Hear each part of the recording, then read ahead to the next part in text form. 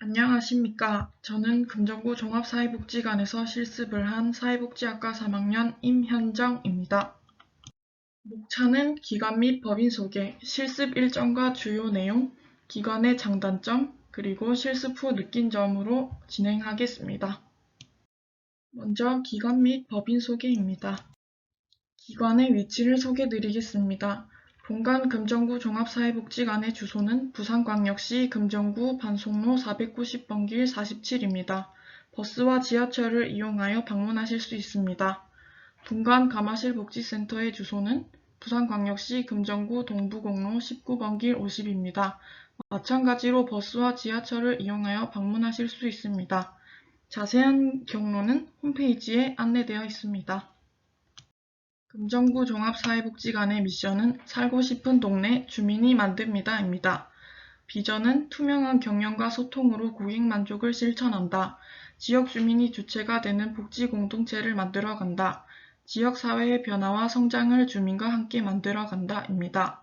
핵심 가치는 주민 주체, 소통 신뢰, 더불어 삶, 변화 성장입니다. 법인에서는 금정구 종합사회복지관, 화명종합사회복지관, 금정구 노인복지관, 금정노인요양원, 소규모 요양시설연화원, 금정구 재가노인지원서비스센터, 화명주간보호센터, 금정시니어클럽, 마야 어린이집, 장전 레미안 어린이집 총 10개의 사회복지시설을 운영하고 있습니다. 다음으로 실습 일정과 주요 내용입니다. 1주차부터 3주차까지는 전문 실습이 진행되었고 4주차에는 그림자 실습이 있었습니다. 1주차에는 다음에서 언급되고 있는 6가지의 강의를 들었습니다. 전문 실습은 실습생이 2인 1조 또는 3인 1조를 이루어서 3대 기능을 실습하게 됩니다. 저는 1주차에 복지지원팀에서 서비스 제공에 대한 전문 실습을 하였습니다. 그리고 1주차에는 2번의 독후감 발표가 있었고 인테이크 1차를 다녀왔습니다.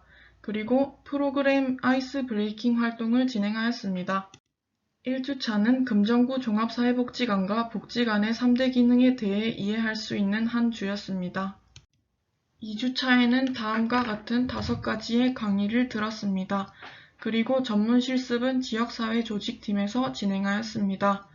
그리고 금정구 노인복지관을 방문하였고 인테이크 2차를 다녀왔습니다. 그리고 주민만남 활동까지 하였습니다.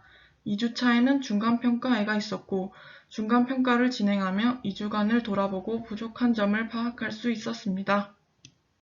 3주차에도 5개의 강의를 들었고 전문 실습은 사례관리팀에서 진행하였습니다.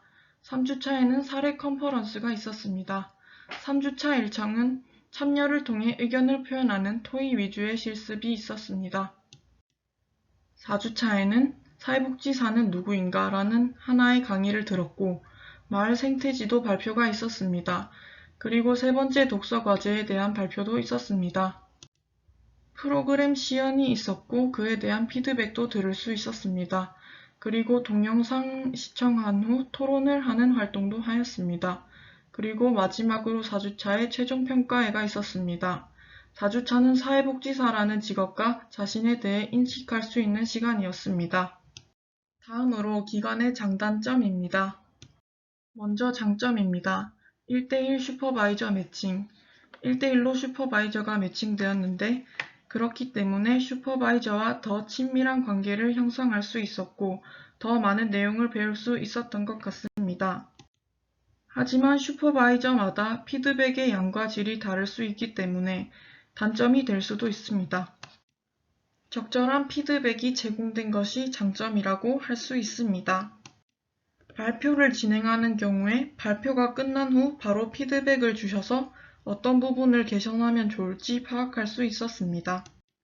그리고 실습 일지는 매일 피드백이 이루어졌고 진행했던 과업에 대한 내용적인 부분까지 꼼꼼하게 살펴보고 피드백을 주셔서 놓치고 넘어갈 수 있는 부분에 대해 돌아볼 수 있고 수정을 하는 데 도움이 되었습니다. 그리고 원활한 의사소통이 장점입니다. 기관의 조직 구조가 매우 체계적이었고 직원 간의 소통이 원활하게 이루어지고 있었습니다. 실습생과 의사소통을 통해서 일정을 조율해주기도 하는 등 실습생에 대한 배려를 많이 해주셨습니다. 단점으로는 위치입니다. 지하철역이나 버스 정류장과는 가깝긴 하지만 공장지대여서 조금 위험한 요소가 있을 수도 있고 주거지와는 조금 떨어져 있어서 이 부분에 대해 단점이라고 생각하였습니다. 마지막으로 실습 후 느낀 점입니다. 먼저 알게 된 점입니다. 주민 만남을 할 때 대화를 이끌어낼 수 있는 기술을 배울 수 있었습니다. 그리고 주민 만남을 할 때 사람들에게 먼저 다가가 대화를 건네는 것이 어려웠는데 사람들과 대화를 하기 위해 더 대담해질 필요가 있다고 말씀하셨습니다. 그리고 실습 전에는 어려운 사람을 돕는 일, 서비스 제공을 하는 업무라고만 생각을 하였는데 실습을 진행하면서 행정적인 업무도 많고 서비스 제공 외에도 다양한 사업들이 존재한다는 사회사업 분야의 광범위한 측면을 인식할 수 있었습니다. 다음으로 실습 후 느낀 점입니다. 실습을 통해서 저의 강점과 약점에 대해 고민해보는 시간을 가질 수 있었습니다. 그리고 사회복지에 대한 지식이 많이 부족하다는 것을 느꼈고, 그래서 더 학업에 충실해야겠다는 생각을 하였습니다. 그리고 독서를 많이 하여 사회복지에 대한 가치관을 형성하고 글쓰기 능력을 향상할 수 있도록 노력해야겠다고 느꼈고, 뉴스를 보며 사회 문제에 관심을 가질 필요가 있다는 것을 느꼈습니다. 저는 사회복지 선택에 대한 갈등이 있었습니다. 실습을 하면서 업무들이 쉽지 않았고 생각보다 업무가 많다는 것을 알게 되었습니다. 하지만 과업을 수행한 후에 뿌듯함이 있었고 현재도 고민이 진행 중이긴 하지만 실습 후에 사회복지 선택에 대한 긍정적인 마음이 더 커졌습니다. 제가 준비한 발표는 여기까지입니다. 들어주셔서 감사합니다.